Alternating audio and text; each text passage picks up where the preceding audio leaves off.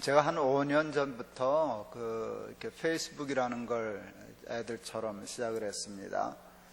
거의 매일 글을 쓰는데요. 몇 년 전에 제가 좀 논쟁거리가 되는 글을 이렇게 가끔 쓰면 아주 논쟁이 치열해요. 그냥 비판이 아니라 악성 댓글도 달리고 이제 그러는데, 저는 이제 이렇게 내성이 생겨서 괜찮은데 애들이 힘들어 하더라고요. 지혜비가 고생하는 게. 큰아들 놈이 아버지 그만 좀 하세요. 아버지는 그냥 성경 얘기할 때가 제일 아버지다워요. 그래서 또 그 말도 옳겠다 싶어가지고 한동안 제가 마태복음을 1장부터 마지막 장까지 페이스북에서 강해 설교를 할 수 있는 건 아니지만 그냥 마태복음 이야기라는 제목으로 그냥 성경 이렇게 묵상하는 글을 꾸준히 올렸습니다. 어느 날 꽤 많은 사람들이 있고 댓글도 달리는데, 어떤 젊은 친구 하나가 댓글을 달았어요. 그 아이디가 사탄이었어요. 자기를 사탄이라고, 아이디가 사탄이에요. 그리고 댓글이 또 웃겼어요. 돌아버리겠네. 그래서 이게 참 재밌다. 그러니까 제가 해석하기를 사탄이 이런 걸 보면 돌아버릴 거다, 이제 그런 뜻으로 예수 잘 믿는 청년이 썼겠지 이렇게 생각했어요. 그래도 궁금해서 그 사탄이라고 한 아이디를 클릭했어요. 그러면 그 친구 방으로 들어가거든요. 그러면 이제 대략 그 친구에 대한 정보를 얻을 수 있어요. 근데 이 친구가 진짜 사탄교를 숭배하는 사탄교도였어요. 여러분, 사탄교가 있다는 걸 아세요? 사탄교가 있어요. 사탄을 숭배하는 사탄교가 있어요. 제가 오래전부터 알았어요. 제가 동안교회 있을 때 전도사 하던 우리 전도사님이 캐나다에서 신학을 하고 한국 목회 배운다고 인턴처럼 이렇게 나와 있었어요. 방학 동안, 휴가 동안에 토론토를 다녀오면서, 목사님, 토론토에도 사탄교가 있어요. 사탄교에도 바이블이 있는 걸 아세요? 볼륨을 좀 낮춰주실래요? 예, 제가 소리에 조금 민감해서요. 예, 감사합니다. 사탄교에도 바이블이 있는데 궁금하지 않으세요? 그래서 한번 보자 그랬더니 가지고 왔어요. 그래서 제가 사탄교 바이블을 읽었어요. 한 절만 이렇게 펴서 1장 1절이죠. 1장 1절이 이거예요. 내 삶의 주인은 너 자신이다. 그래서 덮었어요. 그놈이 아직도 그놈이네 그랬어요. 그게 사탄이 아담과 하와에게 선악과 따먹으라고 할 때 했던 말이었거든요.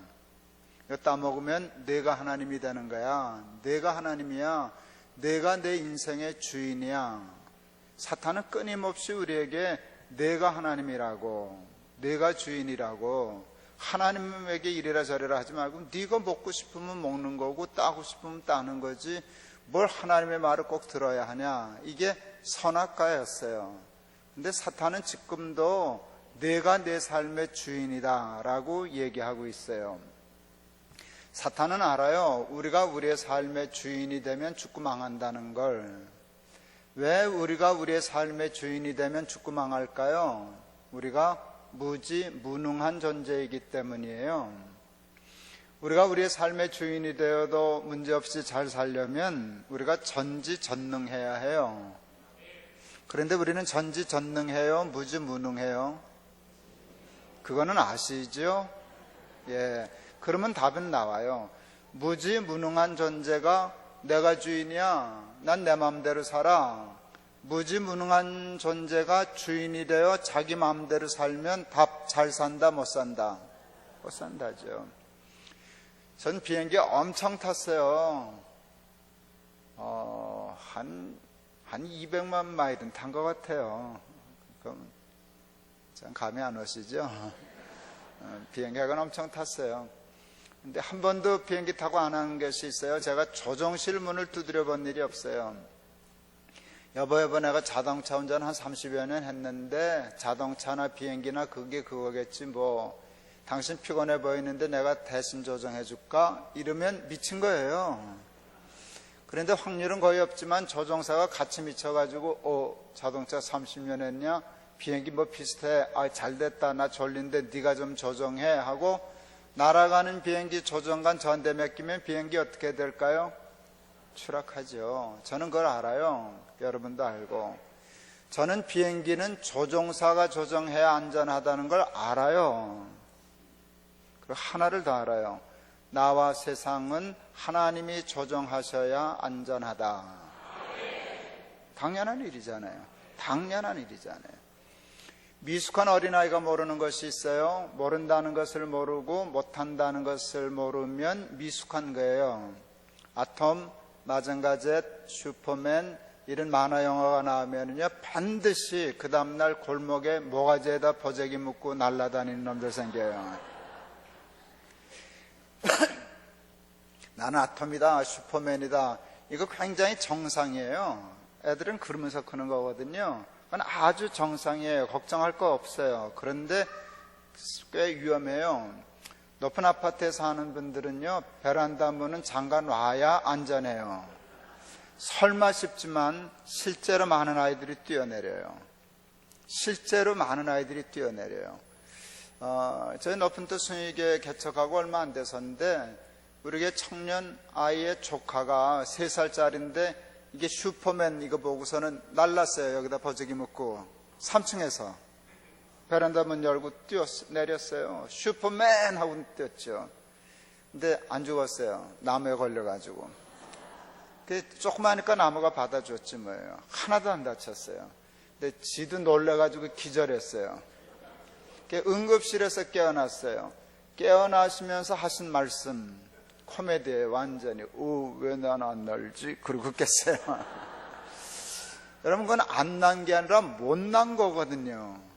근데 애는 그거를 몰라요. 자기도 묶으면 날아야 되는 줄 알아요.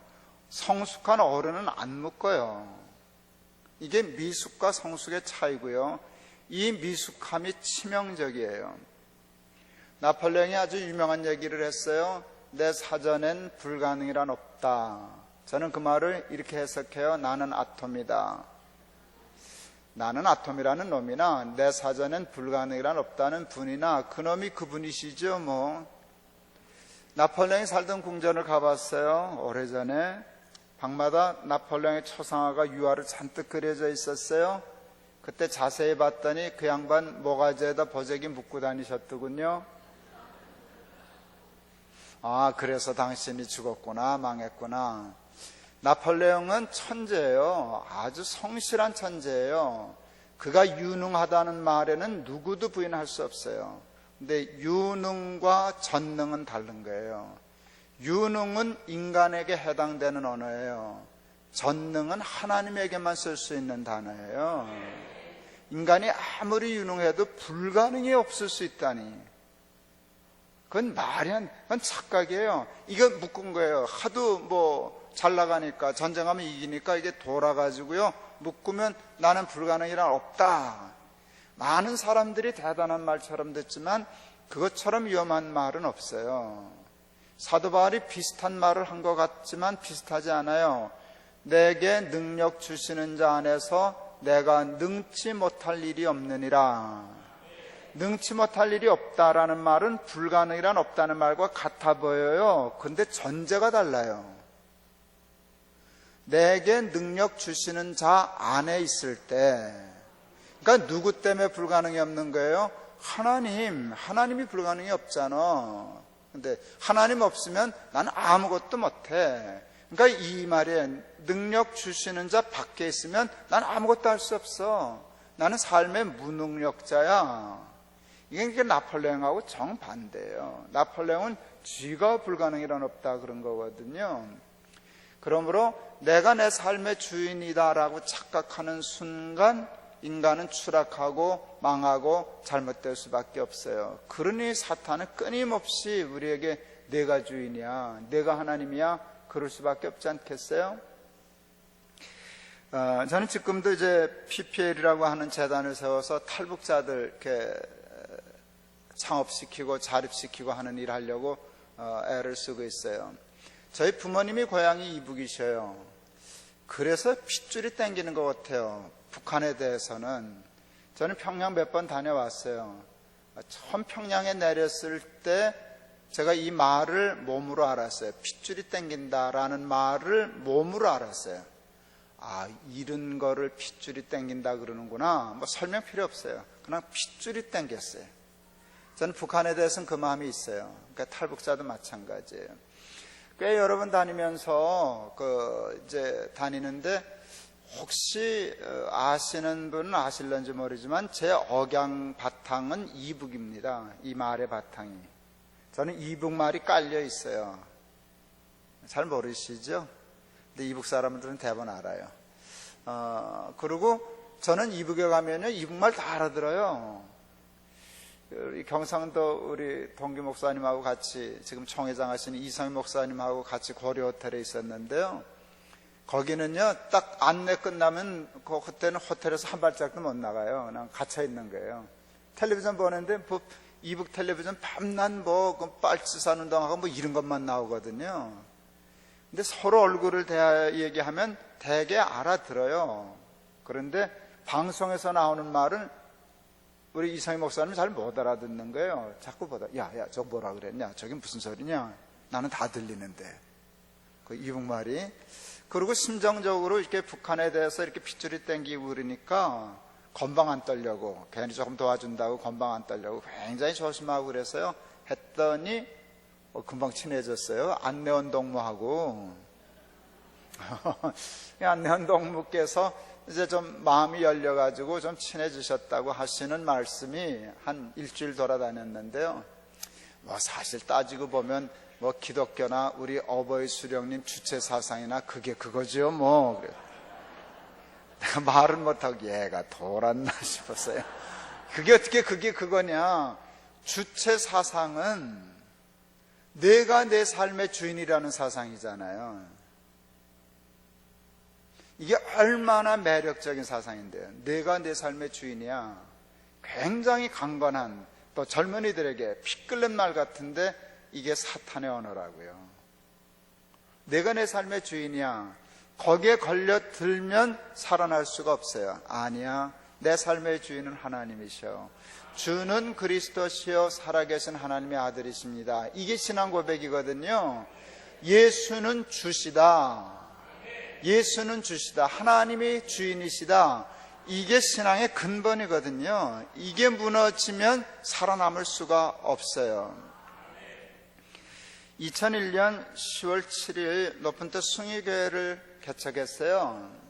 제가 전에 동안교회 담임 목사를 하다가 한 번도 생각 안 했는데, 저는 개척한다는 생각이 요만큼도 없었는데, 단 한 번도 없었는데 2001년 6월 첫 토요일 날 경희대학교에서 청년들 집회가 있었어요. 제가 그때 학원복음화협의회 공동대표로 있었는데, 학원복음화협의회가 주최한 청년들 전도 집회가 있었어요. 노천극장에 32,000명 청년들이 모여들었어요. 이분들은 놀라지도 않으시네. 32,000명 엄청나대요. 무슨 축구 경기장에 모인 것도 아니고요. 25,000명 모이면 자리 없다고 하는 노천극장에 32,000명이 모여오니까요, 빈 자리가 없어졌어요. 바닥이건 계단이건 꽉 차서 움직일 수가 없게 됐어요. 늦게 온 아이들이 버스 위로 올라가고 나무 위로 올라갔어요. 참 기가 막힌 건 그때 버스 위로 올라갔던 친구가 우리 교회 지금 부목사가 되었어요. 그 친구는 프로골프 선수였는데 골프 선수 집어치고 목사가 됐어요. 그날 그 설교 듣고 예수 영접하고, 그날을 잊을 수가 없어요.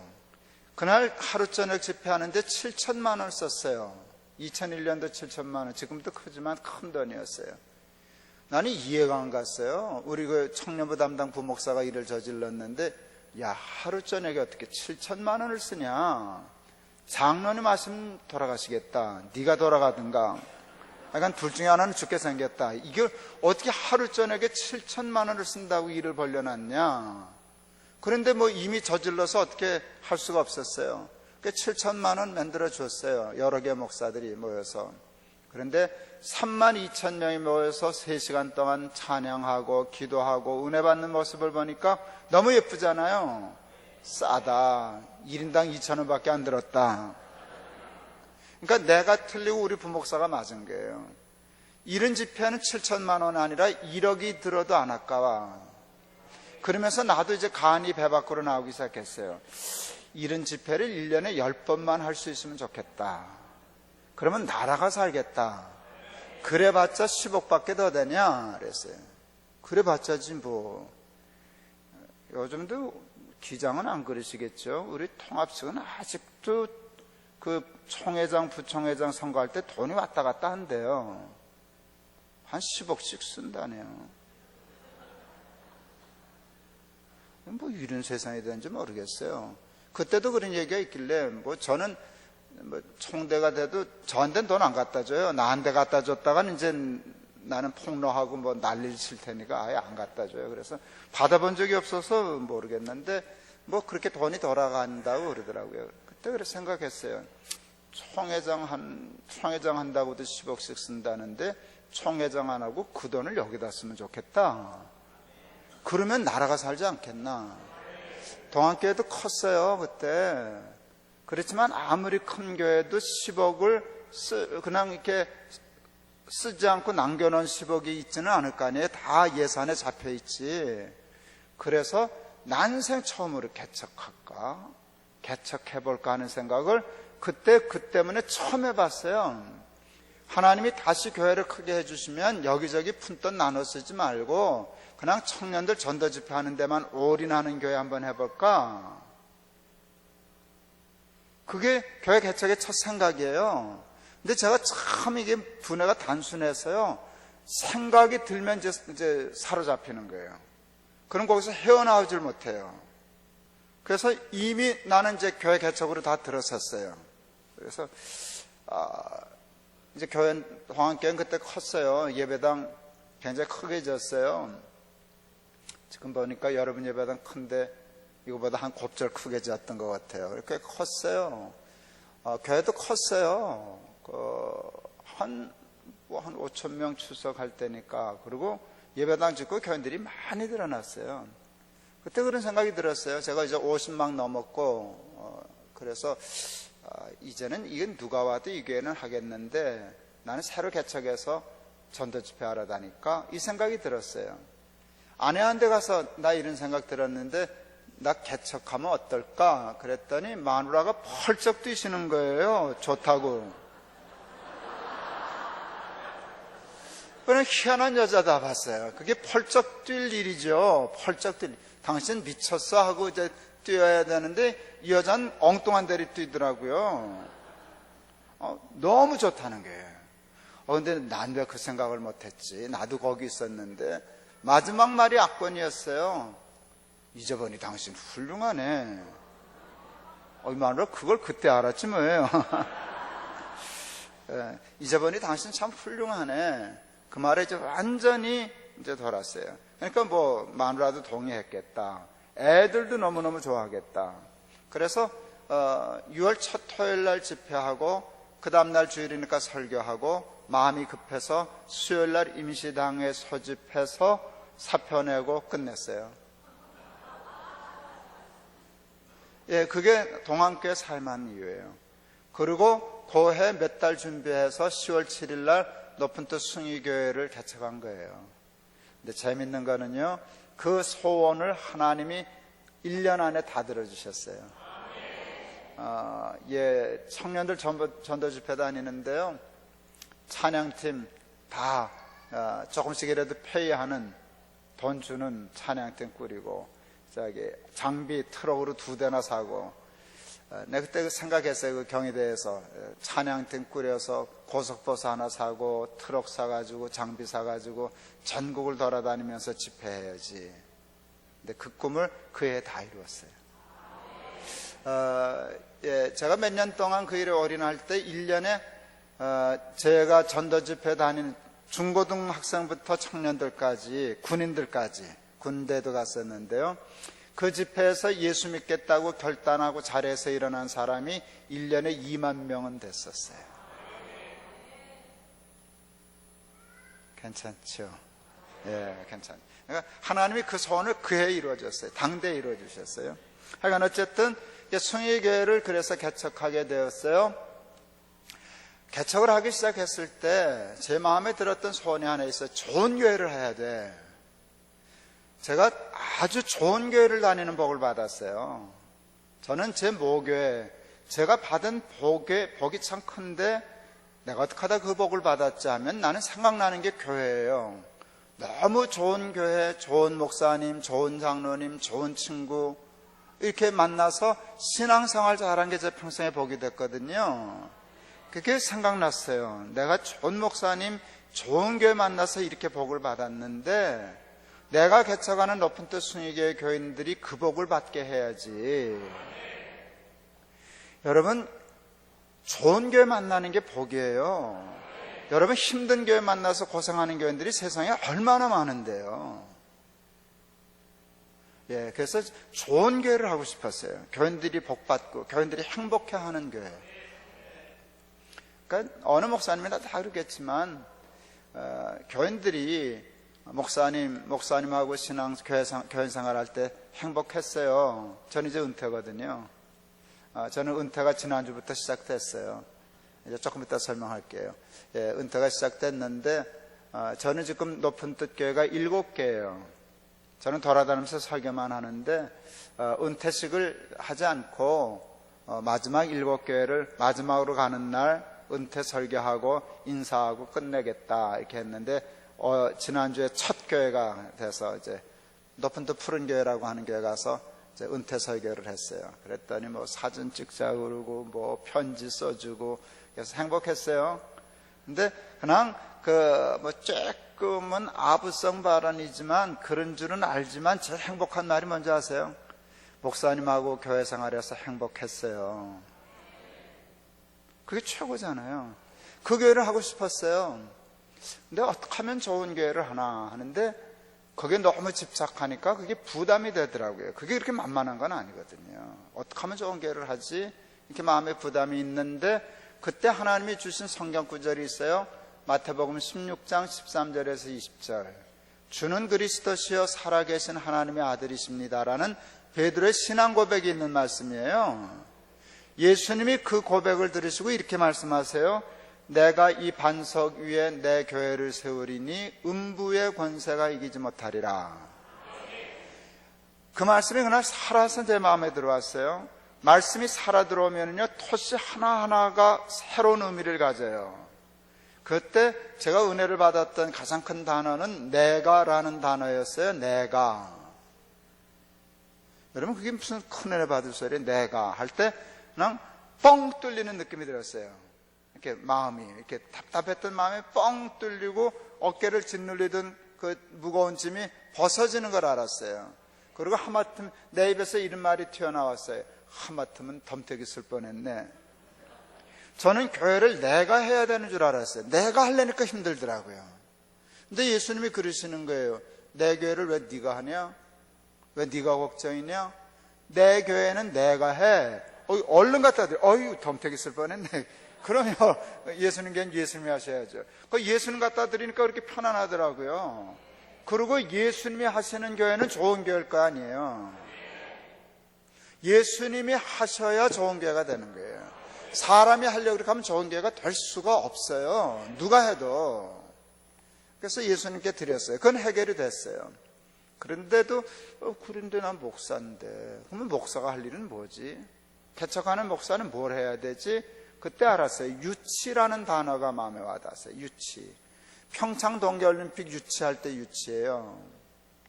올림픽 할 때 IOC 위원들한테 가서 평창에서 하게 하시면 이렇게 하겠습니다. 프레젠테이션을 하잖아요.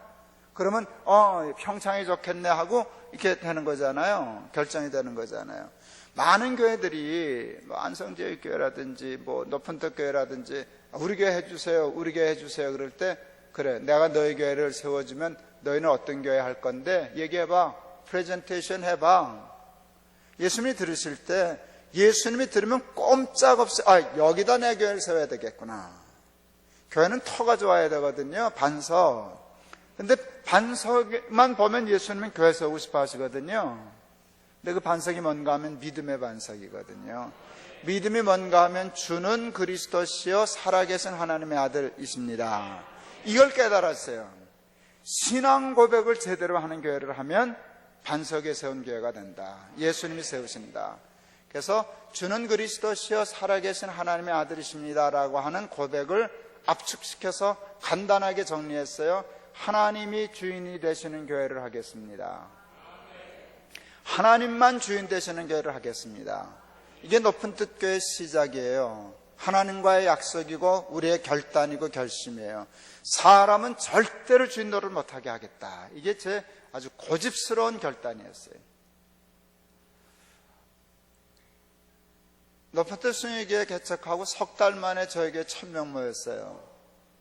교인들이 쏟아져 들어왔어요. 장로님들만 다른 교회에서 장로하셨던 분만 35분 오셨어요. 밝힌 분만. 안 밝힌 분은 몇 명인지 몰라요. 대개 1000명이 대개 다 안수 집사님, 권사님, 서리 집사님 하던 분들이 왔어요. 그런데 걱정이 됐어요. 사람은 원죄가 있잖아요. 원죄는 다 내가 하나님 되려고 하는 죄된 본능이잖아요. 교회에서 다 한 가닥씩 하시던 어른들이 오셨는데 교회는 1000명이나 모였지만 높은 뜻 순회교회는 아무것도 없는 갓난아기 같은 교회잖아요. 깃발 꽂고 자기가 뭔가 이렇게 하면 다 주인 노릇하기 딱 좋은 교회 아니겠어요? 그래서 우리 교회가 지금 위험한 상태구나 하는 걸 알게 됐어요. 그래서 특단의 조치를 취했어요. 하나님이 주인이신 교회를 지키기 위해서 특단의 조치를 취했어요. 2년 동안 교회 시작하고 2년 동안 2개월이 아니에요. 2년은 짧지 않은 기간인 거 아시죠? 2년 동안 예배만 드렸어요. 직분을 임명하지 않았어요. 교인들을 장로님, 권사님 이렇게 직분으로 부르지 않았어요. 성도라고만 불렀어요. 2년 동안 직분 주지 않았어요. 구역을 조직하지 않았어요. 그러니까 교인들을 관리하지 않았다는 뜻이에요. 누가 어디서 오는지 그냥 오면 예배 드리고 가는 거였어요. 구역을 조직하지 않았어요. 남녀 선교회도 조직하지 않았어요. 왜 직분을 주지 않고 구역을 조직하지 않았나? 구역을 조직하고 남녀 선교회를 하면 임원을 뽑아야 되고 책임자를 세워야 되는데 그게 계급이 될까 봐. 주일 예배 시간에 대표 기도를 안 시켰어요. 왜 대표 기도를 안 시켰게요? 대표 될까 봐. 여러분 웃으시지만 정말로 그랬어요. 하여간 교회에서 대표라는 말을 쓰면 사람들은 썩어 넘어가거든요. 자기가 대표인 줄 알거든요. 그래서 만에 하나의 위험성까지도 철저히 차단했어요.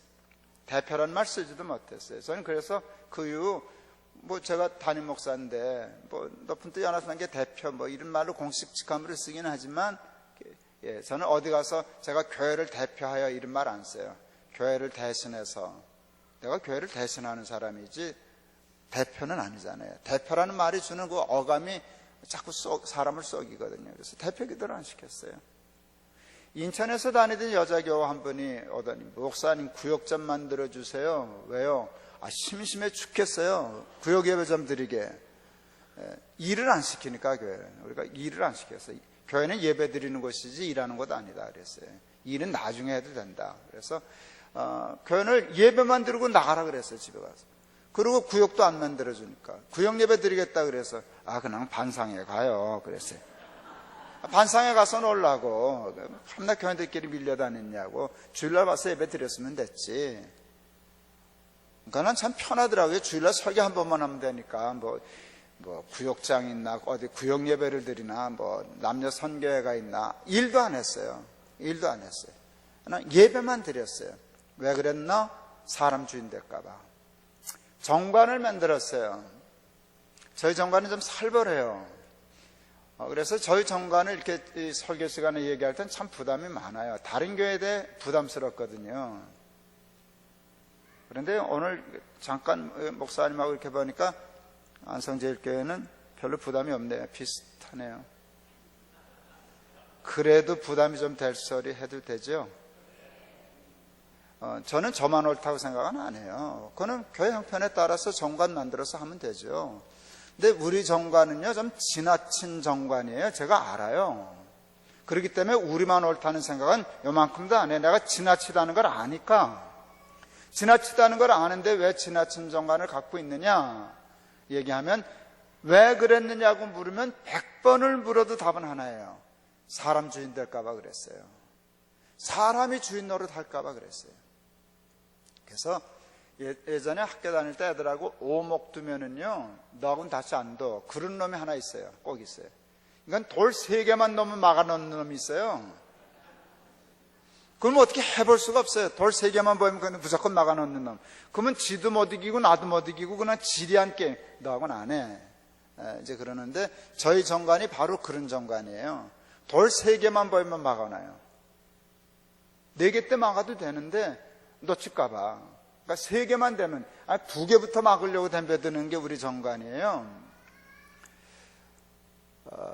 저희 교회는 65세 은퇴예요. 근데 여기도 그런다네요. 근데 여기가 조금 더하네요. 우리는 만 65세인데 여기는 그냥 65세네요. 그래서 장남이 나하고 동갑인 줄 알았더니 나보다 한 살 아래시네요. 우리는 만 65세. 근데 우리는 여기는 그냥 전통이 됐고 우리는 아예 법으로 만들었어요. 정관에 만 65세 했어요. 65세, 왜 65세를 정관에 했나? 65세를 하면 하나님이 주인이 되고 70세를 하면 사람이 주인이 되나? 꼭 그런 거는 아니에요. 그런데 제가 65세를 주장한 이유가 있어요. 제가 97년도에 생사를 건 교회 계획이라고 하는 책을 썼는데 그때 65세 안을 제안했더랬었어요. 저는 41살에 동안교회 목사가 되었어요. 거기는 청년이 많았어요. 청년 사부 예배가 청년 예배였는데 청년 예배만 한 1600명 이렇게 왔으니까 청년들이 굉장히 많은 교회였어요. 애들은 저를 참 좋아해요. 제가 청년들 많은데요, 제가 청년들에게 반말할게요, 존댓말할게요? 예? 그래야 되는데 저는 반말해요. 나는 처음 보는 애들도 청년들 보면 무조건 반말이에요. 지금도 반말이에요. 뭐 그냥 반말이에요. 야자하고 그래요. 그런데요, 청년 목회를 좀 잘하는 사람들의 공통점이 반말을 잘하는 거예요. 그런데 반말을 잘한다는 뜻은 뭔가 하면 반말을 기분 안 나쁘게 하는 재간을 의미하는 거예요.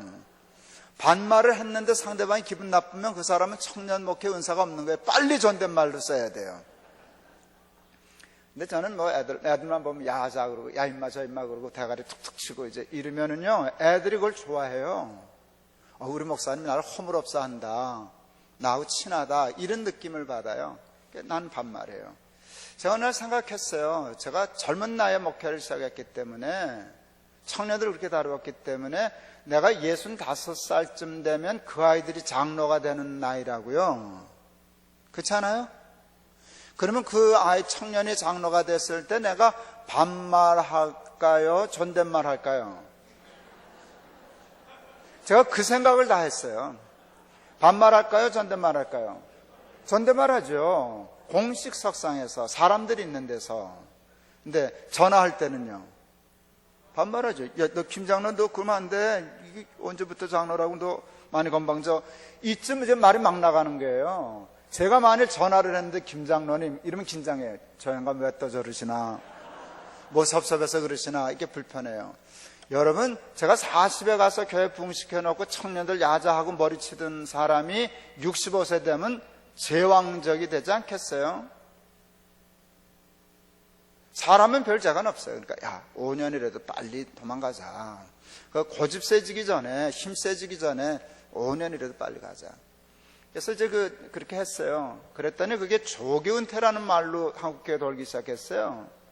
오늘도 우리 그 집사 벌써 58 됐다는데 같이 점심 먹고 왔는데 그 친구가 나한테 그랬어요. 65세가 무슨 조기입니까? 만기도 만만기지.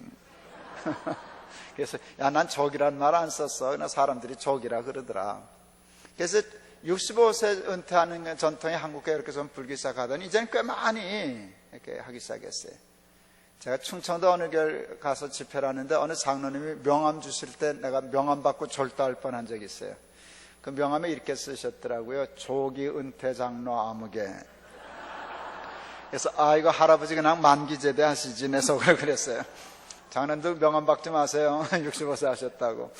예, 조기 은퇴 장로 아무개 그래서 내가 웃었던 적이 있는데, 예, 65세는 그렇게 해서 했어요.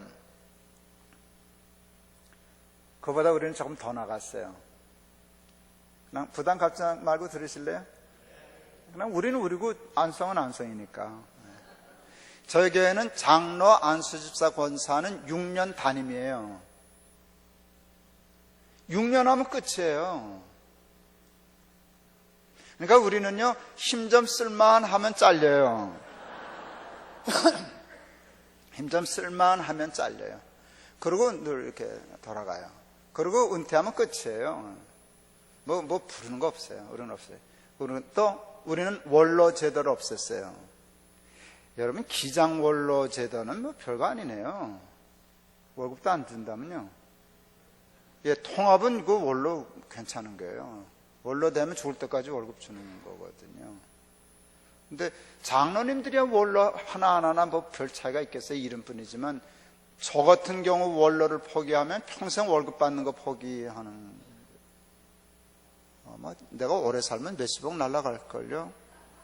예, 근데 원로 하지 말자 그랬어요. 왜? 원로가 좋은 면도 있지만 잘못하면 옥상옥대 가지고 교회 좋은 점보다는 안 좋은 면이 많을 수 있어요. 사람 주인 되기 좋은 제도일 수 있거든요. 그래서 아예 우리는 뭐 원로, 공로, 명예 이런 거 아예 붙이질 않아요. 아예 그냥 은퇴하면 끝이다. 장로님들이 이제 6년 딱 하고 은퇴를 하는데 처음 일이니까 뭐라고 불러드려야 되나 이게 고민이었어요.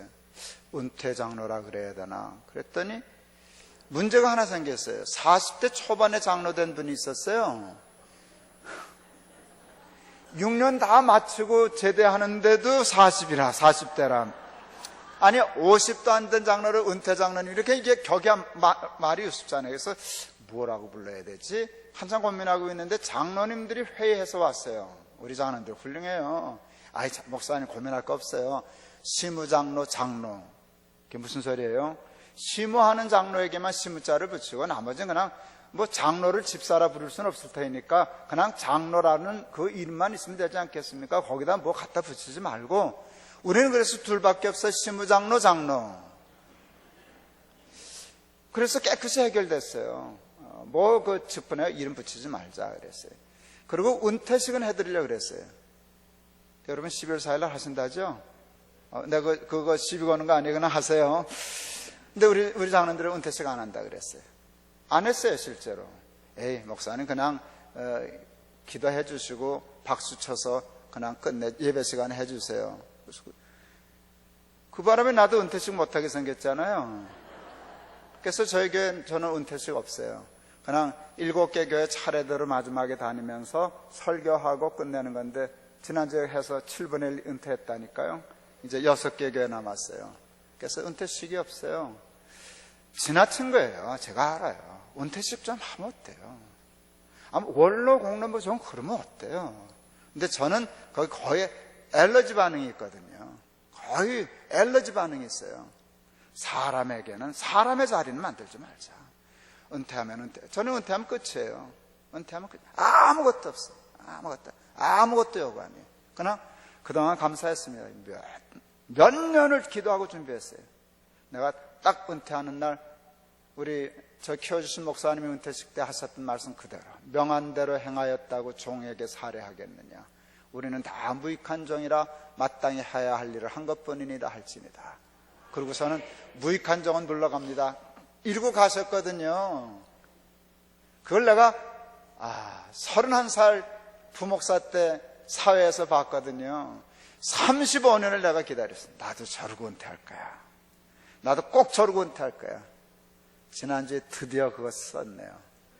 설교하고 이제 35년 기다렸던 은퇴서 하렵니다. 그러고 교인들한테 누가복음 17장 9절 10절 읽고 무익한 종은 물러갑니다. 그동안 감사했습니다.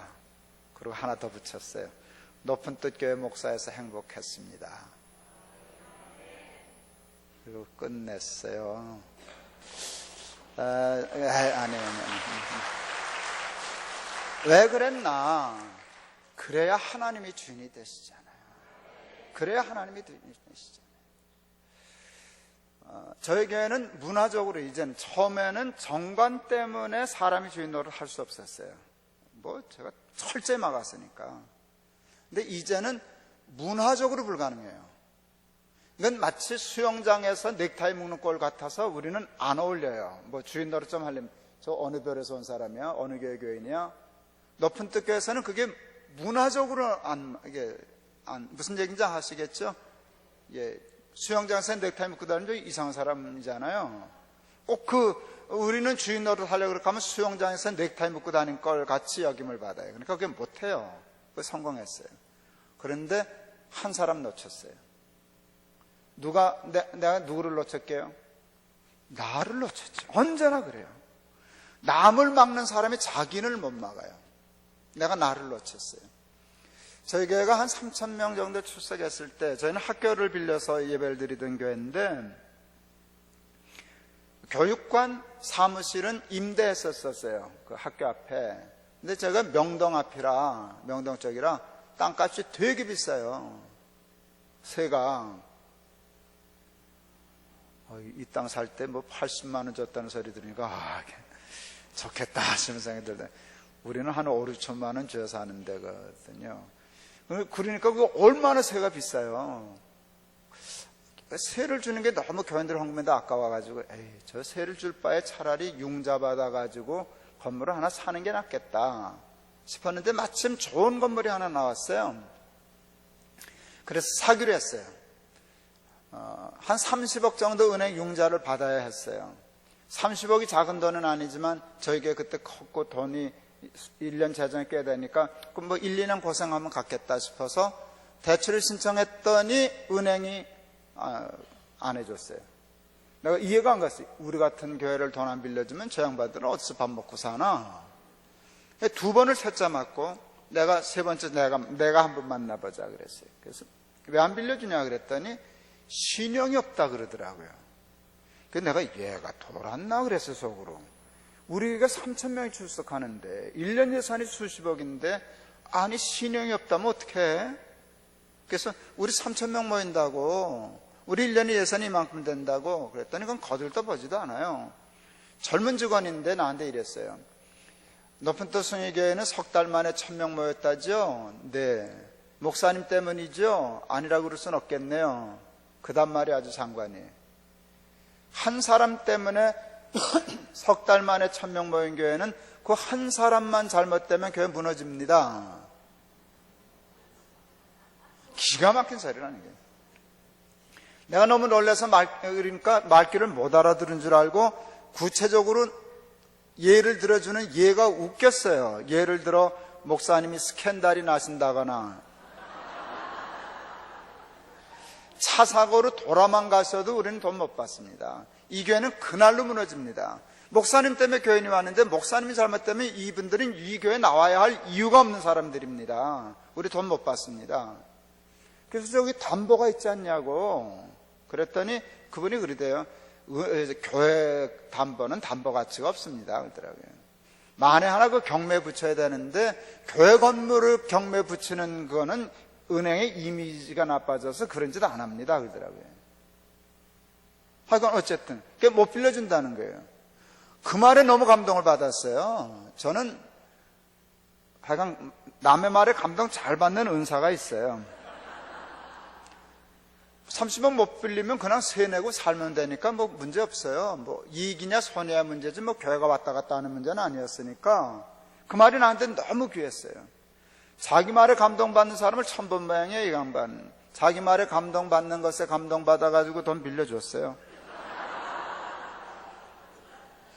그날 깨달았어요. 아, 우리 높은 뜻 숭일교회 문제는 장로님이 아니구나, 권사님이 아니구나, 김동호구나. 그래서 그날 굉장히 건방져 보이는 목표를 세웠어요. 높은 뜻 숭일교회에서 김동호 제거하기. 나를 제거해야 되잖아요. 왜? 말은 하나님이 주인이라 그랬는데 사람들이 다 알더라고요. 그게 어디 하나님 주인이냐? 네가 주인이지. 네가 왕이잖아. 너 없으면 교회 안 되잖아. 그건 엄청난 충격이었어요. 그래서 내가 나를 제거해야 되겠다라고 생각했어요. 그게 2007년도였어요. 2006년, 7년 그때였어요. 그래서 6년 딱 심호하고 하루도 안 어기고 안식년 갔어요. 장로님들이 기겁을 했어요. 내가 안식년 가겠다니까 기겁을 했어요. 제가 한 달에 한 주일을 설교를 안 했어요. 하도 교인들이, 쉽게 말하면 높은 뜻 교인들은 제 매니아들이거든요. 뭐 요즘은 그런 말 쓰죠. 팬입니다, 매니아 이런 말 쓰거든요. 제 매니아들이거든요. 광팬들이거든요, 대개. 그래서 제 설교만 들으려고 그러지 남의 설교를 못 들어요. 그렇게 하면 편협해져요, 신앙생활이. 그래서 한 달에 한 주일은 다른 사람 설교를 하려고 부목사도 세우고 다른 교회 목사님도 오게 했어요. 매주일 사무실에 전화해. 누가 설교하냐고. 김 목사 설교하냐 안 하냐, 이게 중요해요. 제가 설교하는 주일은 교회 많아요. 제가 설교 안 하는 주일은 400명에서 800명 안 와요. 제가 이래봬도 그런 목사예요. 장로님들이 그 얘기를 하시는 거예요. 목사님 설교 한 주일만 빼먹어도 400명에서 800명 안 하는 건 아시지 않냐고. 예, 압니다. 그런데 1년을, 한 달도 아니고 1년을 강대를 비우시면 우리 교회는 무너집니다. 그래서 가야 됩니다. 안식년은 쉬러 가는 게 아니라 내가 없어도 되는 교회를 연습하는 겁니다. 그리고 교인들도 나 없이 교회 생활을 해야 되고 나도 교회 없이 살 수 있는 연습해야 됩니다. 영 목사님은 아직 조금 젊으시지만 벌써부터 연습해야 돼요. 목사들은 되게 일중독자들이거든요. 그래서 은퇴하면은요, 이게 금단 증상이 와요. 어떻게 할 줄을, 교회밖에 없었는데, 놀 줄을 아나, 어디 갈 줄을 아나, 뭐 할 줄을 아나. 그러니까 이게 은퇴 안 하면 이게 이제 완전히 금단 증상이 오는 거예요. 우리나라 목사님 한 분 은퇴식 하고 꽤 오래전이네요. 한 달쯤 있다가 제가 같이 점심에 했는데, 김 목사, 예. 그랬더니, 야, 그 은퇴식 하고 그 다음날 아침에 일어났는데 갈 데가 없어. 내가 그래서 속으로 웃었어요. 아, 이거 할아버지 그걸 그날 하시면 어떡하나. 그래서. 그건 정해져 있었던 건데, 훈련이 필요하거든요. 그러니까 나도 훈련이 필요했어요. 말이 험하지만, 나도 교회 내팽개치고 1년을 버텨봐야 은퇴하는 내가 살 수 있잖아요. 제가 안식년을 그렇게 풀었어요. 나 없어도 돼. 나 없어도 돼야 돼. 저는 사실은 안식년을 동학교에 있을 때 먼저 했었어요. 그때는 교회 건축 중이었어요. 건축 중인데 그때가 IMF 만나서 최대 위기였어요. 까딱하면 건축 넘어가고 그럴 때였는데 제가 안식년 간다니까 장로님들 기가 막혀서 말도 못 하시더라고요. 우리 목사가 이게 철이 있는 사람이 없는 사람이야 그러는 거예요. 근데 제가 안식년을 쉬는 거로 풀지 않고 나 없어도 돼로 풀었거든요. 그러니까 기가 막힌 타이밍이더라고요. 제가 말을 오죽 잘해요. 그랬더니 장로님이 설득당해서 보내줬어요. 예배당 잘 지었게요? 못 지었게요? 잘 지었어요. 정신 바짝 차리고 잘 지었어요. 거의 담임 목사가 빠졌는데 장로님들이 정신 바짝 차리게 생겼지 않았겠어요? 그러니까 더 잘 지었어요. 사고 없이 더 잘 지었어요. 예, 안식년을 그렇게 풀었어요. 그렇게 하고 설득하고 허락받아서 안식년 갔어요. 높은 뜻교회 교인 줄었게요? 안 줄었게요? 줄었게요? 안 줄었게요? 줄었어요. 조금 줄었게요? 많이 줄었게요? 1000명 없어지더라고요. 첫 주일날. 내가 그런 사람이라니까요. 나 안 온다고 첫 주일에 1000명 깨끗이 1000명 없어졌어요. 장로님들도 올라가지고 허락은 해놓고도 또 걱정되니까 또 메일 보내고 전화로 왔어요. 미국에. 거보십시오. 우리가 뭐라 그랬습니까? 당장 들어오셔서 수습하셔야 되시지 않겠습니까? 내가 그때 메일 보냈어요. 전화로 답했어요. 다 무너져도 안 들어갑니다. 그랬어요. 내가 들어가면 수습은 되겠지만 내가 들어가야만 수습되는 교회는 내 교회지 하나님 교회 아닙니다. 그건 내가 목회를 잘못해서 그런 겁니다. 무너져야 할 교회는 무너지는 게 옳습니다. 다 무너지면 내가 다시 들어가서 다시 개척할 겁니다. 정말 그 배짱이었어요. 하나님이 그걸 믿음으로 받아주셨어요. 교회를 지켜주셨어요. 1년 있다가 다시 1000명 들었어요. 그러니까 내가 나갈 때나 들어갈 때나 숫자는 같았어요. 숫자는 같은데 교회 체질이 달랐어요. 전에는 내가 없으면 안 되는 교회였는데 1년쯤 있다 들어가니까 내가 있으나 없으나 아무 상관없는 있으면 좋지만 없다고 교회가 왔다 갔다 하는 교회는 그게 건강한 교회 아니에요? 근데 사실은 나는 내가 없으면 안 되는 교회가 돼야 나한테 유리한가 아니에요?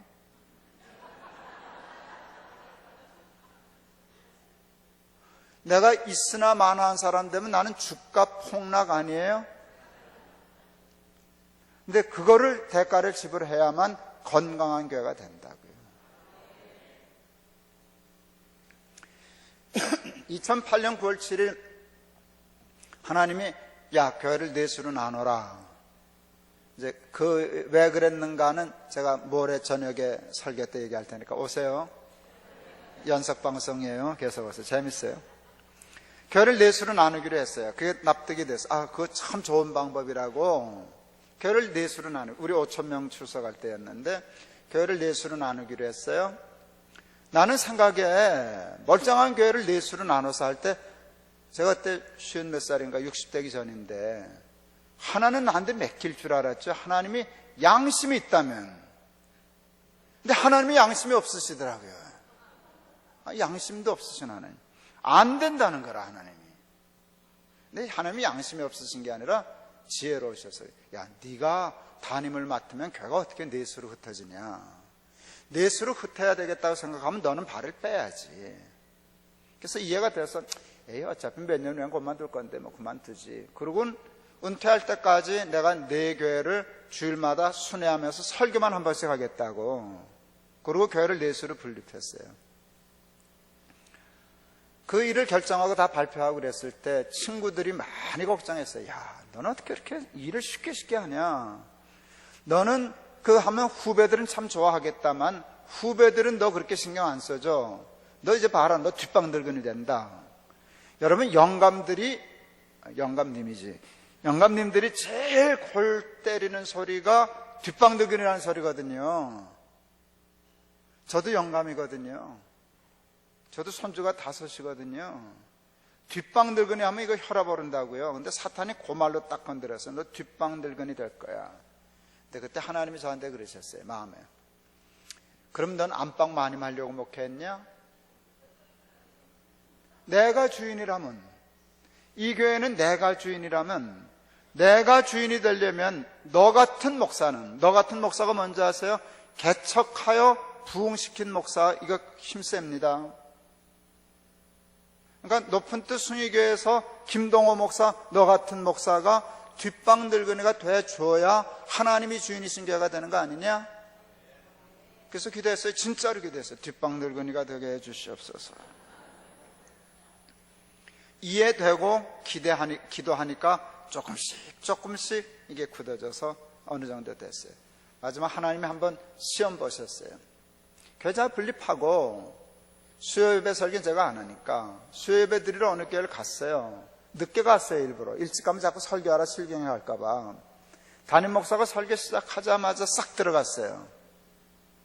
그러니까 교인들은 우리 부부 온 걸 못 봤어요. 뒤에 앉았으니까. 늦게 와서. 담임 목사가 설교 끝나고 광고하다가 조금 말 실수했어요. 여러분, 뒤를 돌아다 보십시오. 반가운 손님이 오셨습니다. 하마터면 튀어나갈 뻔했어요. 제가 나를 손님이란다. 섭섭하대요. 깜짝 놀라요. 섭섭이나 마나 망치를 한 대 얻어맞은 기분이 들더라고요. 내가 며칠까지 나는 갑이었는데 지가 을이고, 내가 보통 갑인가? 나는 슈퍼갑인데, 슈퍼갑이었는데 며칠도 되지 않아서 나를 을 취급도 안 하고 병으로 내몰아. 손님? 나는 뭐 자리 욕심은 없었는데 내가 높은 뜻 교회에 손님이라는 생각을 한 번도 해본 적이 없는 거예요. 내가 어떻게 손님이에요? 근데 우리 목사가 말 실수해서 반가운 손님이 오셨습니다 그랬네. 면도칼로 마음이 찢기는 것 같더라고요. 예리한 면도칼로 싹 비워졌는데 그때가 위기예요. 근데 하나님이 그러셨어요. 얘야 그래. 네 그랬더니 손님이 되어야 끝까지 반가운 법이란다. 예. 그래서 기도 많이 했어요. 손님이 되게 해주시옵소서. 예, 몇 년 동안 이제 8년 되었는데요. 8년 동안 연습 잘해서 저는 완전히 손님 됐어요. 여러분 잘 안 믿어지시겠지만 완전히 손님 됐어요. 그런데 하나님이 맞아요. 그래서 가면 반가워해요. 나는 다른 교회에서는 몰라도 내가 안성제일교회 와서 주인 노릇은 못해도 나는 높은 뜻 교회에서는 얼마든지 주인 노릇 할 수 있어요. 그렇지 않겠어요? 네, 얼마든지 할 수 있어요. 주인 노릇 할 수 있는데 주인 노릇 하면 우리 후배 목사들 말은 안 해도 저 영감님 왜 자꾸 우리 교회만 온다냐? 너무 자주 오시는 거 아니야? 이러지 않겠어요? 교인들도 그렇고 그걸 깨끗이 포기하고 가니까 반가워하대요. 예, 그래서 하나님이 오르셔요. 쉽게 말해서 그냥 쉽게 말한 게 아니에요. 하나님이 주인이십니다. 주는 그리스도시요 살아계신 하나님의 아들이십니다 라는 신앙 고백을 내가 하기 위해서 교인들은 둘째고 내가 해야 되니까 내가 하기 위해서 내가 건 것은 높은 뜻 교회 자리예요. 모든 거 다 버렸어요. 여기 우리 소개할 때 전 높은 뜻 연합성교 대표 그거 벌써 몇 달 전이면 연초에 다 없애버렸어요. 열매 나는 재단, 담임 목사 자리는 다 내려놨고요. 완전히 독립교회로 했고요. 재단이 꽤 커졌는데 그 재단 이사장도 벌써 작년, 재작년에 다 넘겨놨고요. 아무것도 없어요. 지금 학교에 이사장 하나 남아있는데 그것도 이제 아마 다음 달이면 잘릴 것 같은데요. 은퇴하기 전에 다 정리하고 가야 되니까. 가면 높은 뜻에 관계된 건 아무것도 없어요. 의자 하나도 교회에 안 놓을 거예요. 그리고 나는 그냥 성도 할 거야, 성도. 그래서 나는 성도는 교회를 가는 건 내 자유니까 와서 난 예배 드릴 거야. 근데 만일 교회가 하나라면 암만 그래도 매주를 가면 조금 부담스럽겠지만 다행히 우리는 한국에만 교회가 6개예요. 골라 먹는 재미가 있어요. 가끔가끔. 그러니까 이렇게 되면 이렇게 별로 부담도 없을 거고 뭐 사방에 돌아다닐 테니까 1년에 한 서너 달은 내가 외국 나가 있을 거고 그러니까 1년에 한두 번 정도 가면 반가워하겠죠. 그리고 나도 건강해지고 나도 복받고 교회도 건강해지고. 안성제일교회 주인은 누구십니까? 비교적 그러실 것 같습니다. 비교적. 그러나 어느 누구도 완벽하지는 못합니다. 근데 제가 이제 다니고 집회한 중에 안성제일교회가 괜찮다. 장로님들, 목사님들 이렇게 하신 거 이렇게 쭉 귀동량으로 들으면서 굉장히 건강한 교회구나 하는데 달리는 말에 채찍하듯이 여러분 조금 더 여지를 두지 말고 누구든지 나를 따라오려거든 자기를 부인하라 그랬잖아요. 자기를 부인하고 자기 십자가를 지고 나를 쫓을 것이니라. 두 번째요. 아이쿠 왔네요. 겉에다가 오늘 하나님이 내 돈지갑에 눈독을 들이신다는 불길한 느낌을 받았어요. 찝찝하대요. 내가 금방 하나님께 그랬어요. 하나님 저 해와 달급을 다 하나님 겁니다. 나는 해와 달급에로 욕심이 없더라고요. 그건 다 하나님 거예요. 온 우주 만물이 다 하나님 거예요.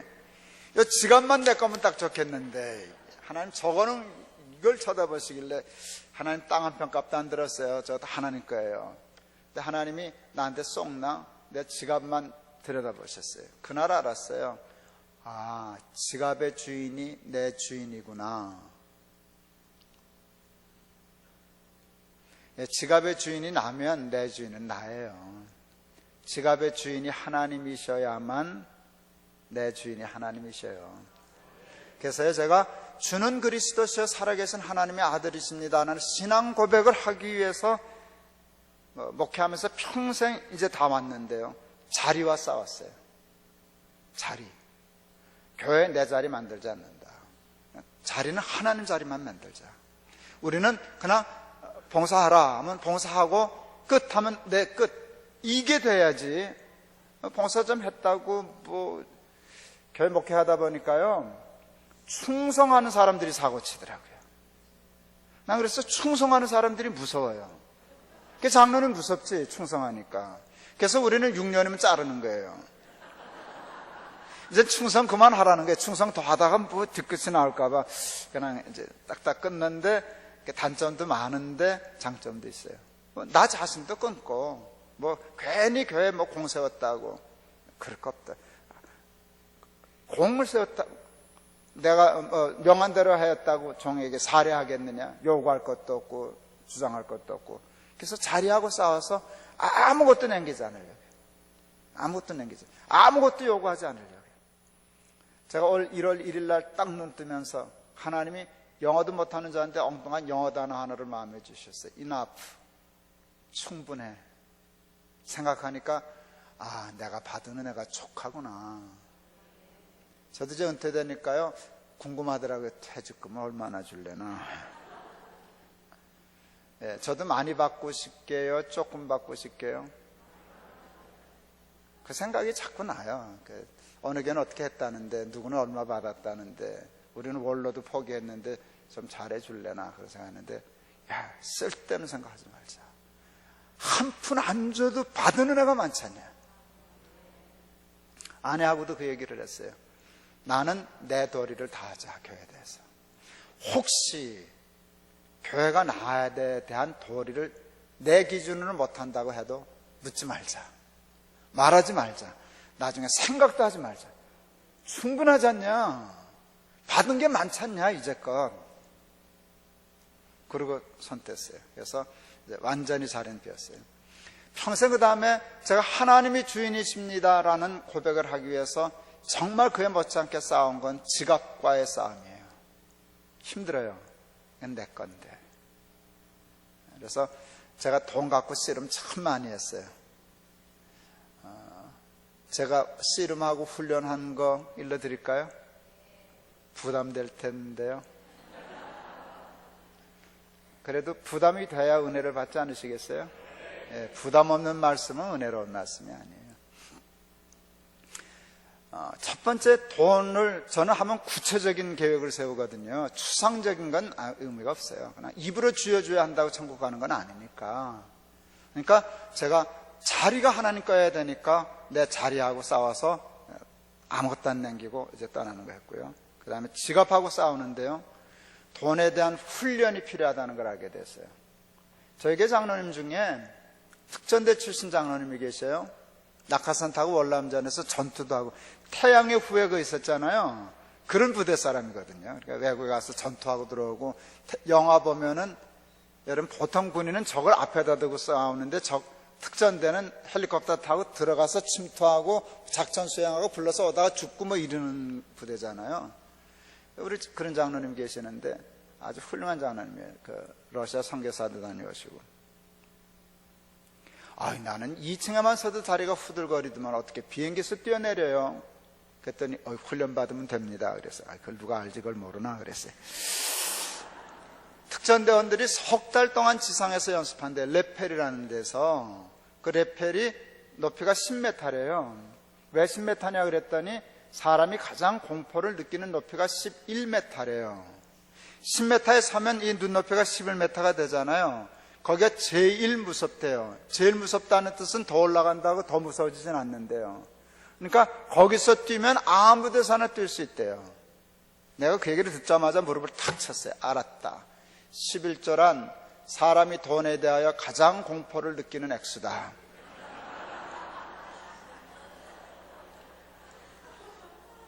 내가 그렇게 예수를 믿는다니까요. 그리고 진짜 11조도. 그래서 11조는 털도 안 건드린다. 그건 율법이에요. 제가 알아요. 11조 하면 천당 가고 안 하면 지옥 가나. 그건 아니잖아요. 11조가 그런 도리가 아니잖아요. 그러나 좋은 훈련이다. 이건 특전대 훈련이다. 그래서 11조는요, 털도 안 걸리기로 작심했어요. 저는 교인들이 사과 한 상자를 보내줘도 11조 때예요. 명절에 구두표 한 장을 보내줘도 11조 때예요. 하여간 은행의 통장에 이자 몇 푼이 붙어도 당연히 11조 때예요. 아버지가 집 하나 주신 거 있었는데 그 부동산은 샀다 팔았다 할 때마다 한국 부동산은 엄청나졌어요. 우리 아버지가 집 살 때 60원인데 50만 원 주고 산 집인데 나중에 팔을 때 몇십억 받아.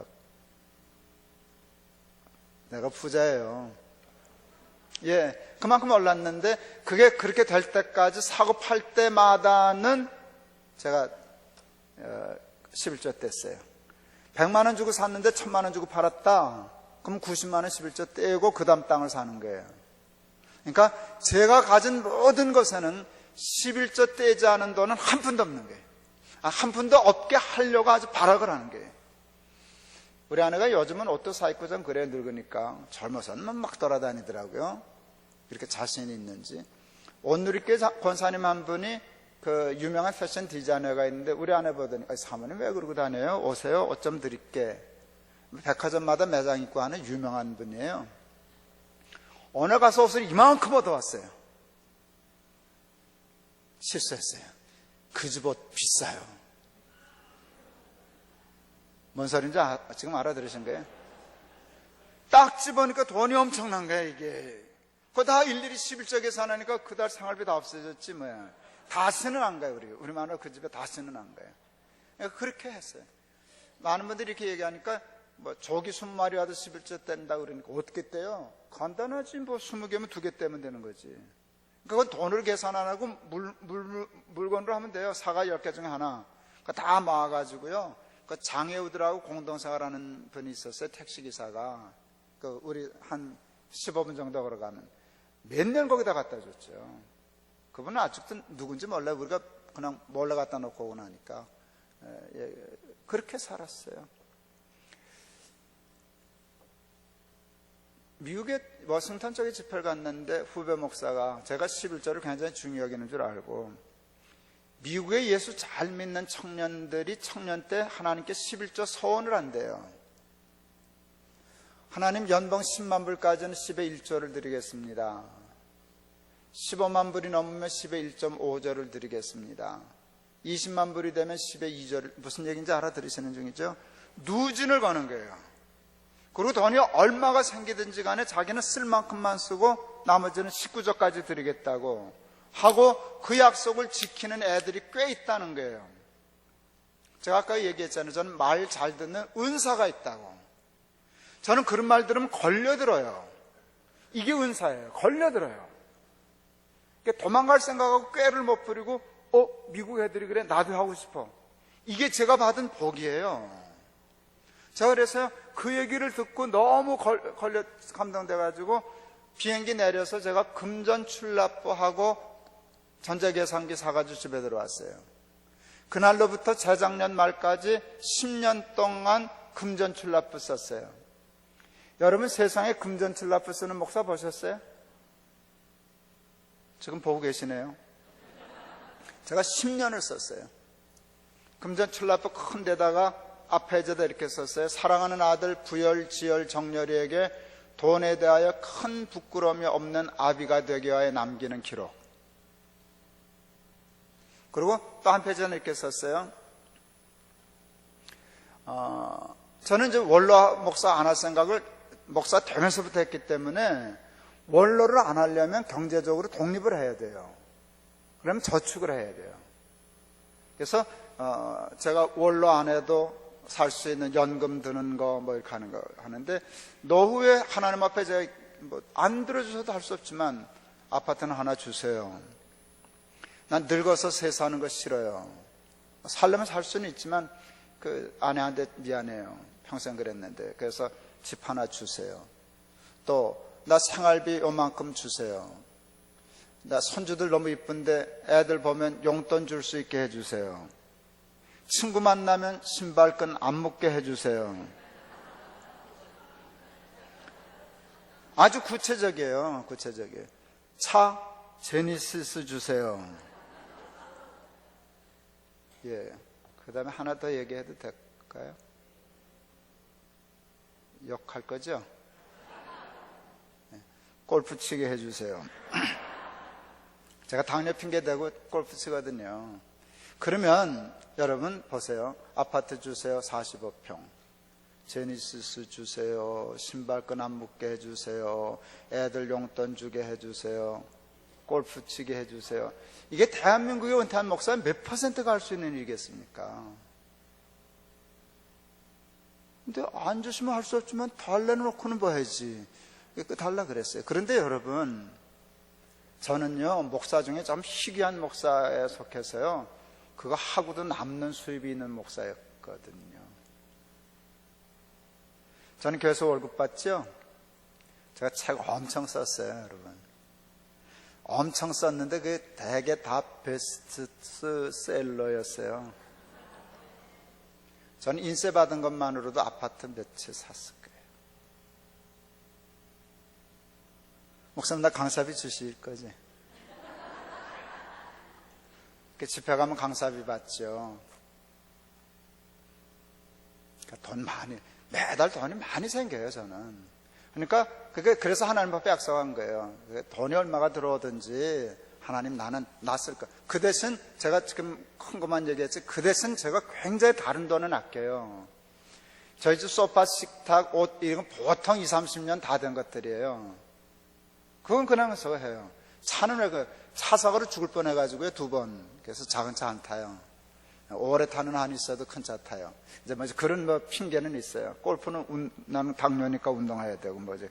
그게 다 있는데, 예. 그거 빼고 그 대신 그 이상은 욕심 안 부릴랍니다, 하나님. 그리고 표를, 말만 하면 안 되니까 한 달에 얼마가 생기면 얼마를 떠고 한 표를 만들었어요. 10년 장부 썼어요. 장부를 쓰지 않으면 말만 하면 못 지키니까. 첫 해 약속을 지키려고 하다 보니까 45% 헌금하고 55% 내가 썼어요. 둘째 해 하니까 51% 헌금하고 49% 내가 썼어요. 3년째 되는 해 70%, 17조 내고 13조로 살았어요. 너무 벅차가지고 다시 15조로 물렀어요. 17조 할 때는요, 교회 아까 은행 돈 안 빌려준다 그러다가 산 건물. 헌금할 때 3년 작정으로 헌금했는데 우리 마누라 빚지는 거 싫다고 2년째 되는 해 한꺼번에 내는 바람에 이게 부담이 많이 걸려가지고 혼났어요. 돈 쪼들려가지고. 오늘 보니까 문자가 오더라고요. 신용카드 은행 잔고 없다고, 카드에서 못 빠져나갔다고, 돈 내라고, 또 의료보험 돈 안 들어왔다고. 웃었어요. 여러분, 제가 한 달에 돈 얼마나 생기는 줄 알면 여러분 시험 들어요. 근데 내가 카드를 못 막았어요, 그 해. 몇 번을. 의료보험을 못 나고. 내가 웃었죠. 우리 막내가 지금 목사인데, 이 자식은 본래 패션 디자이너를 하겠다는 자식이었어요. 그러니까 옷을 좋아해요. 저 엄마가 뭘 상 줄 일이 있어서 제 아들한테 카드 주면서 옷 사 입어라. 우리 아들은 옷을 제일 좋아하니까. 30만 원이야? 네. 하고 가서 이 자식 45만 원 긁어 오셨어요. 욕 바가지로 먹었어요. 욕 먹으면서 웃는 거야. 욕은 잠깐이고 옷은 몇 달이다. 이제 이렇게 애가 능글 맞아요. 애가. 난 그런 거 가지고 야단 안 쳐. 애들이 뭐 그럴 수도 있지. 야단 안 쳤어요. 싱싱 웃고. 밤 12시쯤 불렀어요. 정렬아 하고 불렀어요. 그랬더니 야단 안 치는 애비가 부르니까 조금 긴장하더라고요. 너 아버지 장부 쓰는 거 알지? 그랬더니 예. 한번 볼래? 궁금하니까 보더라고요. 장부 보고 기겁을 하는 거예요. 아버지 수입이 많은 줄 알았지만 목사가 이렇게 돈이 많이 생겨? 그래서 예, 그래 아버지 그렇게 돈 많이 생겨. 두 번째 놀란 건 아버지가 뭔가 원칙을 가지고 산다는 건 알았는데 이렇게까지 하셨어요? 그래 아버지 그렇게 살았어. 근데 이게 장부를 쓰면 좋은 게 뭔지 아세요? 다 정확히 기록에 남아서 평가가 되고 몇 퍼센트 이게 다 계산이 되거든요. 이거 봐, 작년에 엄마가 너 2년치 건축원금을 한꺼번에 내는 바람에 이거 봐, 70% 냈잖아. 돈 쪼들려가지고 아버지가 신용카드 못 막았어. 몇 번이나. 너 30만 원은 예산에 있어서 줄 수 있었어. 내가 15만 원을 얘기 없이 더 썼기 때문에 아버지 다음 달 쪼들려. 그 애는 정말 그랬거든요. 그러니까 이게 우리 아이한테 쇼크였어요. 우리 아들한테 저는 천하의 자기 아버지거든요. 천하의 자기 아버지가 15만 원 자기가 더 썼다고 쪼들릴 거라고는 생각도 못했죠. 예, 그때 한번 반짝 그러고 말았어요. 지금은 안 그래요. 그때 한번 그때 그랬어요. 그때 애가 그게 충격이 됐어요. 아무 못하고 가만히 있더니 다음날 문방구 가서 나하고 똑같은 금전출납부 사오더라고요. 자기도 그렇게 산다고. 내가 웃어요. 네가 그 쓸 돈이 그 뭐 돈이 생겨야 쓰지 않겠냐? 쓸 게 없지. 돈이 안 생기니까 이렇게 며칠 쓰다 말았지만은 그래도 그게 아이들한테는 교훈이 됐어요. 우리 큰아들은 이제 대학 교수인데요. 이제 한 2년 됐는데 유학 끝나고 교수 되자마자 보니까 나하고 똑같은 금전출납부 사다 놨더라고요. 궁금해서 들춰보고 싶었는데 그건 개인 프라이버시니까 보지는 않았어요. 근데 그 아이도 나름대로 그 원칙을 세우고 아버지처럼 살겠다는 거잖아요.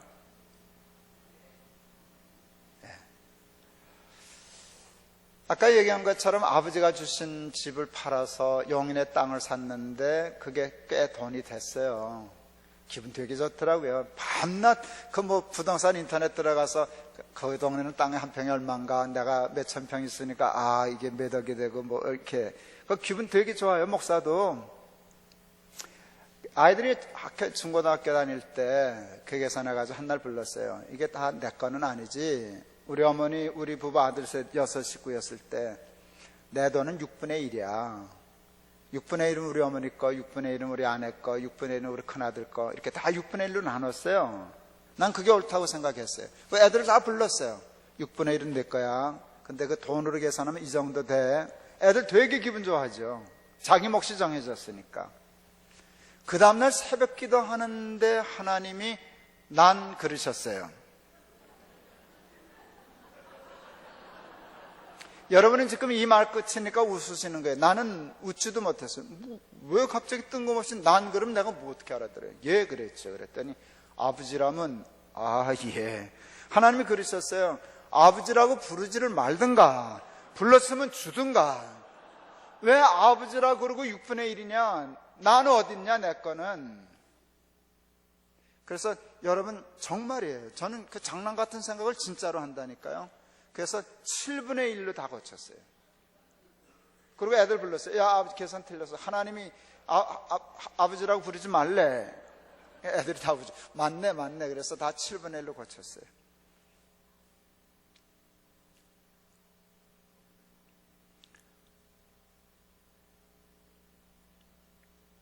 저는 신현을, 성경에 있는 신현의 법칙이 참 좋은 법칙이라고 생각해요. 한 50년 동안 살다 보면 부자도 생기고 가는 사람 생기는데 그게 계속되는 게 아니에요. 50년 되면 원위치로하고 한번 다 흐트러놔서 다시 기회를 주는 거. 난 이게 좋은 제도라고 생각해요. 여러분, 희년의 제도는 가난한 사람에게 희년일까요? 부자에게 희년일까요? 가난한 사람에게. 희년이 실천되면 부자는 다 털리는 거예요. 다는 모르지만 다 없어지는 거예요. 그러니까 싫어요. 근데 저는 희년의 법이 실천되면 웃을 사람이게요, 울 사람이게요? 나는 뺏기는 사람이라고요. 내가 부자라니까. 그러니까 나는 본능적으로 희년이 싫은 거예요. 근데 생각했어요. 희년이 되는 게 내 손주들을 위해서 더 좋은 거야. 이게 빈부격차가 심해지면 이 세상에 평화는 없어. 그럼 불안한 세상이 되는 거야. 돈 좀 가지고 불안하게 사는 것보다 조금 덜 먹고 평화롭게 사는 게 훨씬 좋은 거 아니야? 전 그래서 희년의 세상이 가난한 사람에게뿐만 아니라 나한테 좋은 제도라고 생각했어요. 그런데 지금 희년을 어떻게 실천해요? 다 망가진 세상에. 그래서 제가 생각했어요. 조금 편법이기는 하지만 내 재산에 하나님 목 n분의 1을 내놓는 것이 희년을 실천하는 방법이 될 수 있겠다. 그래서 그거 설계했어요. 우리 교회에서. 우리 교회도 부자 많아요. 부자들이 희년 소리 나면 기겁하거든요. 그리고 n분의 1 내라고 이제 그랬더니, 그럴 때 부자 순서대로 도망갈 가능성이 많다 이제 생각했어요. 그래서 각오하고 했어요. 아니나 달라. 그 설계하자마자 그 다음 주일날 우리 교회 제일 부자 장로님 나 찾아왔어요. 아이고 이제 인사하러 하셨구나. 떠나겠다고. 그랬더니 목사님 지난주 설교 은혜 많이 받았습니다. 깜짝 놀랐어요. 은혜를 받았다니 희년 설교에. 장로님 그 설교에 은혜 받아요? 그럼요. 장로님 부자인데 순위교 오면 다 뺏기는 줄 알았죠. 그래서 근데 다 뺏기지 않고 하나님께는 n분의 1만 드리면 된다 그러고 애들한테도 준다. 그거 좋은 제도인데요. 괜찮은데요. 그랬어요. 그때 우리 장로님들 몇 번 은혜 받아가지고 공개 유언장 썼어요. 3분의 1 하나님께 드리겠다. 절반 하나님께 드리겠다. 그랬어요. 근데 이 양반들이 죽어야지. 유언장 다 썼는데 그래서 제가 당회하다 그래서 왜 이제 안 죽어요? 그랬어요. 아니 빨리빨리 유언장 썼으면 가셔야지. 난 돈에 욕심 많거든요. 할 게 많아가지고. 그랬더니 장님도 웃으셨어요. 우리 목사님 그냥 저 유산 챙겨서 일하고 싶어가지고 빨리 죽기 기다린다고. 그래서 내 장님한테 그랬죠. 안 죽어도 되는 수가 있기는 있어요. 그랬더니 어떻게 하면 됩니까? 그래서 죽은 다음에 내지 말고 내고 죽어요. 그래서 저희 교회는요, 트리플 서티라는 운동을 실제로 해요. 인생을 90으로 보고요, 30년은 공부하자, 30년 돈 벌자, 30년 쓰다 죽자. 여러분 벌기만 하면 뭐해요? 쓰지도 못하는데.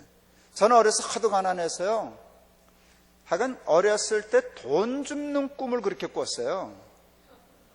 여러분들도 꾸는지 몰라. 그냥 주기적으로 꿨어요. 아주 사람 미치게 만든다고. 돈을 잔뜩 줬었는데 깨우면 미치겠는 거야. 있었는데 한 푼도 없잖아요. 이게 하도 약이 올라가지고요. 제가 초등학교 때 애가 결심했습니다. 다음에는 줬으면 절반만 줬고 가게를 뜰 거야. 가서 먹다가 깰 거야. 깰 꿈이라면 줍다가 꾼는 것보다 먹다가 깨는 게 낫잖아요. 제가 그거를 실천해냈다는 거 아니겠어요? 돈이 보이는데 포기하는 거 힘들어요. 아무리 꿈이라도. 근데 딱 절반 딱 잡고는 뛰었어요. 가게 가서 먹었어요, 깼어요, 할렐루야지. 어렸을 때 생각인데 늘 그 생각해요. 평생 돈만 벌다 죽는 사람은 죽은 후에 꿈 깬 것 같을 거예요. 한 푼도 없어. 그래서 하나님이 보물을 하늘에 쌓아두라 그런 거예요. 쓰라는 거예요. 하나님 나라를 쓴 게 남은 거라는 거예요. 다 쓸 수는 없지. 내 목도 있어요. 자식도 줘야 되고 그래야 하지만 하나님의 몫을 써야 될 거 아니에요. 제가 7분의 1 하나님께 드리기로 했다가 아버지가 주신 재산이 제일 크니까 그게 제일 컸었는데 거기서 하나님께 좀 드리고 애들도 애들 조그맣게 아파트 하나씩은 사줄 수 있는 여유가 있는 돈이거든요. 나는 내 집이 있으니까 뭐 그 돈 안 건드려도 되지만, 근데 애들도 동의하고 그래서 야 그거 다 하나님께 드리자. 할머니 할아버지들 수의 노릇하면서 옷 한 벌도 못 입고 평생 이렇게 모은 돈인데 우리 그거 없어도 살지 않냐. 할머니 할아버지 그 뭐 온전히 남겨가지고 그래서 세운 게 PPL 재단이에요. 그래서 이제 모레는 그 얘기 할 거예요. 그 일 많이 하고 있어요. 네. 왜 이 얘기를 하는가 하면 이게 제가 하나님이 주인이십니다라는 신앙 고백하기 위해서 구체적으로 싸우고 있는 거예요. 자리하고 지갑하고. 17조는 나중에 하시고요. 11조에 한번 도전해 보시죠. 거기서 뛰면 거기까지 뛸 수 있어요. 거기서 못 뛰면 그냥 못 돼요. 근데 11조는 돈에 대해 가장 공포를 느끼는 엑스 틀림없어요. 도전하실 수 있기를 바랍니다. 여러분 설교를 너무 잘 들어주셔서 설교가 지금 길어지고 있는 중이에요. 빨리 정리하겠습니다. 영접하는 자 곧 그 이름을 믿는 자들에게는 하나님의 뭐가 되는? 자녀가 되는 무엇을? 여러분 자녀를 권세라 그랬어요. 자녀의 권세. 자녀는 무슨 권세가 있나요? 자녀의 권세가 뭘까요? 이 엄청난 거를 놓쳐요. 많은 사람들이. 자녀의 권세는요 아버지께 내게 되는 거예요.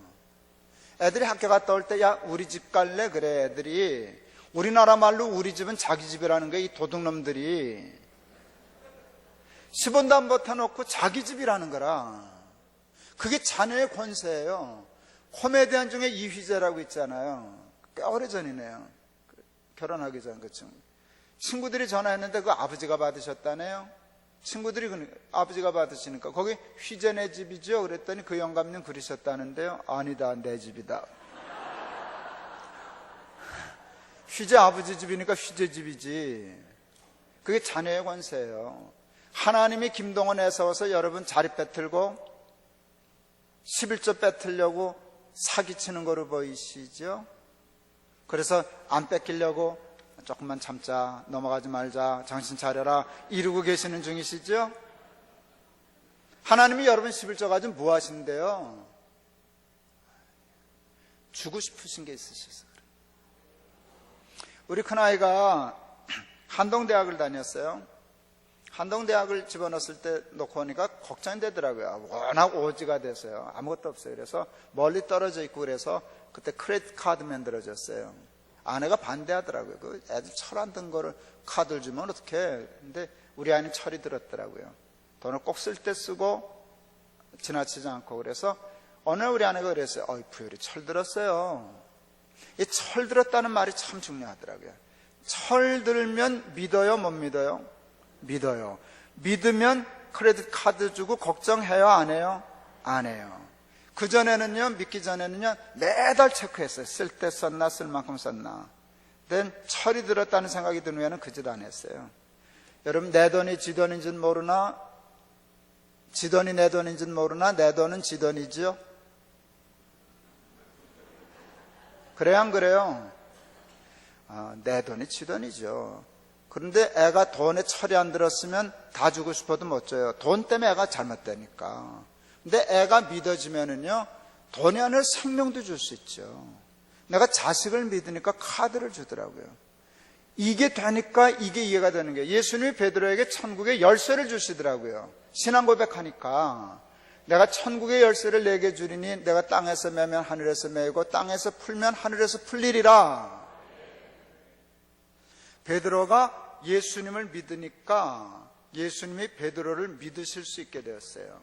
예수님이 베드로를 믿으시니까 천국 열쇠를 다 맡기는 거예요. 잘못될 리가 없으니까. 베드로가 예수님을 못 믿으면 예수님도 베드로를 못 믿어요. 그러면 열쇠 못 맡겨요. 열쇠가 아까워서가 아니에요. 열쇠 때문에 타락할 거니까. 베드로가 예수님을 믿으니까 열쇠를 주셨어요. 내가 내 자식을 믿으니까 카드를 주었어요. 이제 정리가 됐어요. 그땐 카드가 없어서 열쇠라 그러셨구나.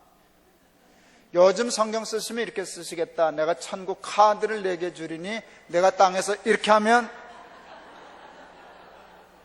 여러분 웃으셨는데요. 저는 정말 그거 카드, 열쇠, 자녀의 권세 구체적인 숫자 돼 가면서 간증할 수 있어요.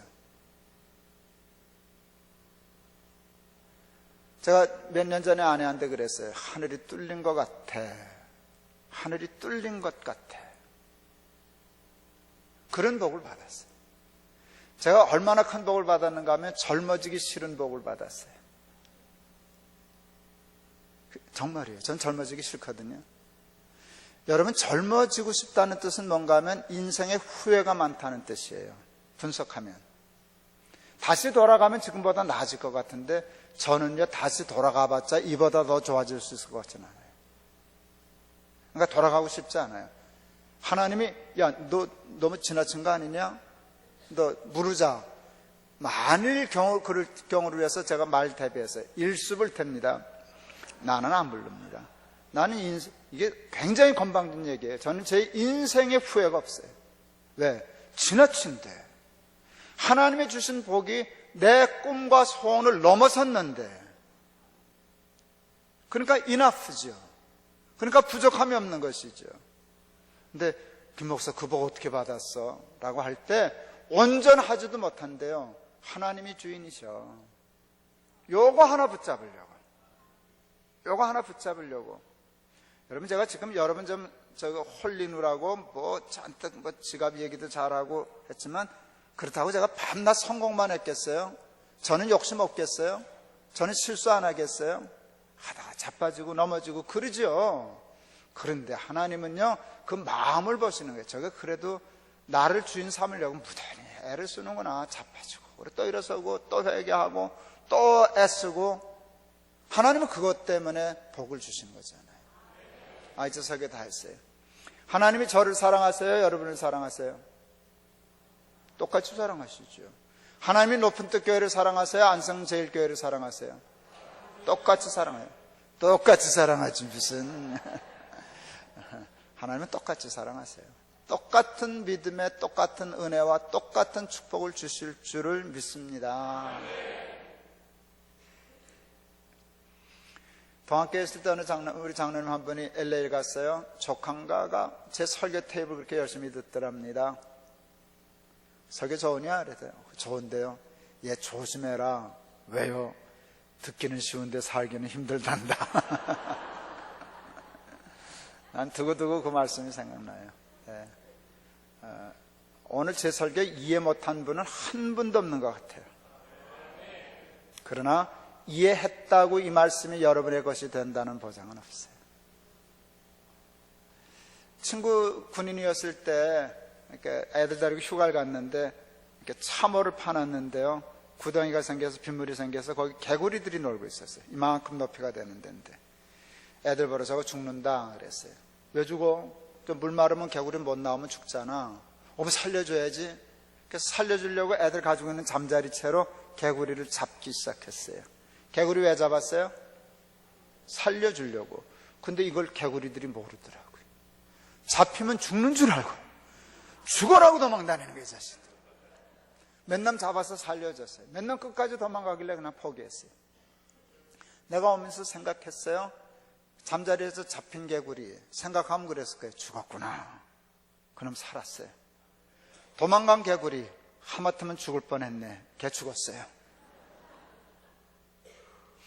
우리는요, 원죄가 있었어요. 하나님의 말씀이 안 믿어지는 게 본능이에요. 또 이해는 된다고 해도 이게 쉽지 않아요.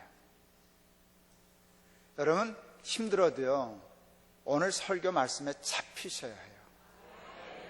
여러분은 어떤 이성적인 논리를 세우고 뭘 해서라도요 도망가고 싶어요. 뭐 꼭 그래야만 되나? 그래서 잘못하면 김 목사 그래 너 잘났다 이런 식으로 다 피해가고 싶어요. 잡히면 죽는 것처럼 그냥 도망다녀요. 여러분 말씀에 잡혀야 살아요. 그런데 아직도 우리는 잡히면 죽는 줄 알아요. 그래서 에스더의 고백이 필요해요. 죽으면 죽지 뭐. 죽으면 죽지 뭐. 죽으면 죽으리라 라고 생각하고, 여러분 난 방위 출신이 돼서 뛰어본 적이 없는데 그 네팔에서 뛸 때 얼마나 무섭겠어요. 뛰면 안 죽잖아요. 뛰다 보면 낙하산도 타잖아요. 여러분 그런 신앙의 장부들이 다 되셔서 오늘은 자녀의 권세를 제 얘기로 들었지만 내일에는 여러분들의 간증으로 많은 사람들에게 설교할 수 있는 사람들 다 되실 수 있기를 주의 이름으로 축원합니다.